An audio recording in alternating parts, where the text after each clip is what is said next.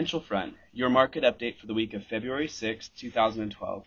Industrial conglomerate United Tech looks to complete its largest acquisition in its history with the acquisition of Goodrich Corporation for $16.5 billion. United is looking at equity financing for the acquisition and is considering selling its flow and compressor business to bring in $3.5 billion to reduce the amount of shares it would need to sell. In debt financing, middle market finance company NXT Capital provided $241 million in senior credit facility to support equity firm JLL Partners in its acquisition of American Dental Partners on February 9th. Regarding the transaction, CEO Gregory Serrano said, "I am very pleased to have a partner in JLL that is committed to our core values, strategic goals and objectives, dedication to quality care, and long-term outlook." The Costa Rican mining company, Ascot Mining, announced February 10th that it has issued $240,000 of unsecured convertible bonds at par with the final redemption date of February 6, 2013, to Terra Equity LLC. The proceeds will be used to fund working capital purposes for the gold mining business. Here's the forecast on this week's upcoming high-grade corporate bond offerings. The largest offering this week was priced on February 8th for $5 billion from the German-owned development bank KfW. Credit ratings ranged from the bottom of investment grade at Baa3 for Freeport-McMoRan to the highest at AAA with KfW. Next, we'll take a look at the developments in the merger markets. The week had multiple mergers, with some shown here. Certain mergers are announced and completed for economies of scale, and others for synergies, like Oracle's agreement to buy Telio to expand computing software and services. Others are completed by equity firms such as Doty Hanson & Company in its acquisition of the Spanish hospital operator USP Hospitales. Google's anticipated purchase of Motorola Mobility for $12.5 billion moves closer to realization this week, as it is believed that European regulators and U.S. antitrust authorities will approve the transaction without concession from the leading web search company. This acquisition would provide Google with ownership of key patents for smartphone technology to compete with rivals such as Apple. Another synergistic acquisition moved forward this week between International Paper Company and Temple Inland.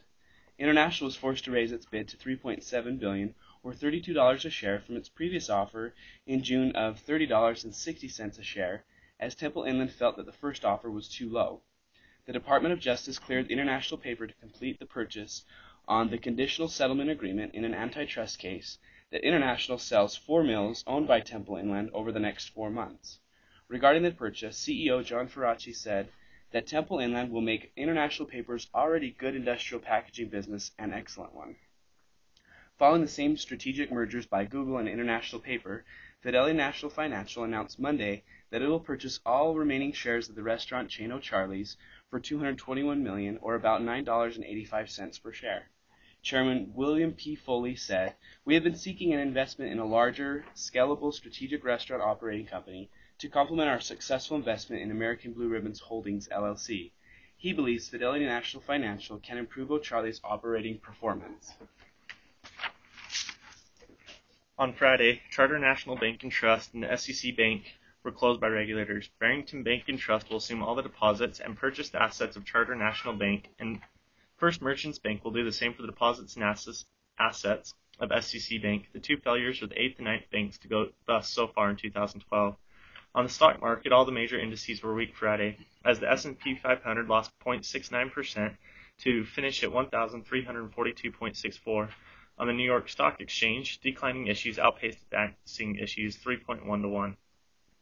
Government authorities and 5 of the nation's biggest banks have agreed to a $26 billion settlement that could provide relief to nearly 2 million current and former American homeowners harmed by the bursting of the housing bubble.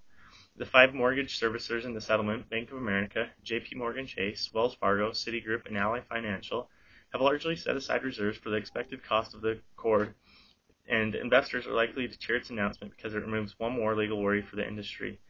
While the $26 billion figure is one being stated in the negotiations, federal officials said they hope the eventual value for homeowners reaches up to $39 billion. However, mortgages owned by the government's housing finance agencies, Fannie Mae and Freddie Mac, will not be covered under the deal, excluding about half the nation's mortgages. About 1 in 5 Americans with mortgages are underwater. Collectively, their negative equity is almost $700 billion. On average, these homeowners are underwater by $50,000 each. A recent estimate from the settlement negotiations put the average age for homeowners at $20,000. While the Republicans and Democrats can't agree on what needs to be done with the tax code, they can agree that it is broken. For the past 2 decades, politicians have promised and failed to overhaul the tax code and make it more simple and fair. On January 1st, 2013, a major part of the current code will be eliminated. This day is when the income tax rate cuts and generous changes in taxation of dividends, capital gains, and inheritance are set to disappear. That day of reckoning was supposed to have come in 2011, but President Obama signed a 2-year extension of President Bush's tax cuts of 2001 and 2003, along with temporary tax cuts of his own, most notably the 2 percentage point cut to the payroll tax. This time around, Mr. Obama has vowed that he will not extend the tax cuts for upper-income Americans. In investment banking news, the Eurozone debt crisis took its toll on Deutsche Bank and its investment banking businesses, sending fourth quarter net profits down 69%. Net profits fell far short of analyst estimates of 492.5 million euros and compares unfavorably to 605 million in the same quarter last year. Total net revenues were off 7% at 6.89 billion. Because of the large decrease in profit, on Wednesday, Deutsche Bank announced to its employees that it will impose a 200,000 euro cap on bonuses paying out this year. Lehman Brothers Holdings is suing several units of Citigroup to recover 2.5 billion the failed investment bank transferred to Citi months before seeking bankruptcy court protection. In the complaint filed on Wednesday, Lehman claims that Citibank is wrongfully withholding the money as a potential source of funds in a dispute over derivative contracts. Lehman also is asking the court to disallow $2 billion that Citibank has asserted against it. In a statement Thursday, Citigroup called the lawsuit unjustified and accused Lehman of trying to renege on its obligations and claw back assets to which it has no right. Lazard swung to a fourth quarter loss as it struggled with a slump in advisory revenue and higher compensation costs, despite slashing year-end bonuses. The firm on Monday called the fourth quarter challenging and said it cut discretionary bonuses by 20% for the year. Like other investment banks, Lazard started 2011 off well, but favorable conditions evaporated by the end of the year.